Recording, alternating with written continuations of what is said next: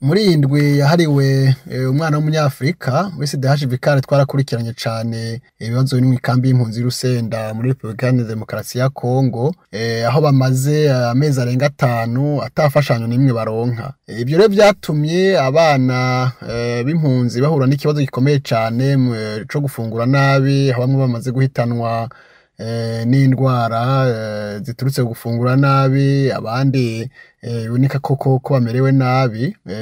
Iyo witegereje amafoto yabo ukitegereza urabona vy'ukuri ko bari mu bihe bibi, bari mu bihe bigoye cane, vy'ukuri bibabaje. Hagera igihe mbere umuntu akibaza amashirahamwe ajejwe gufasha izo mpunzi yagiye he, aho bivuga ko HCR kuva ico gihe isa niyahevye impunzi no kuhahonyuza ikirenge batahonyuza ikirenge. Ni ibintu biteye isoni n'agahinda, ni nicerekana neza ko ONU isa niyananiwe gutorera umuti ikibazo c'impunzi, aho hari ibihugu wanashaka vyinshi vyiyemeje mu masezerano Geneve mu 1951 kwazoja arafasha impunzi ko atazigera adebukirwa, ariko ibibera ku rubuga biragaragaza neza ko ivyo biyemeje atana kimwe bariko barakora. Uravye ibiri muri iyo kambi y'impunzi Rusenda, mbere ukaraba n'ibishi n'ibiri mu makambi y'impunzi atandukanye mu karere, aho ubona ko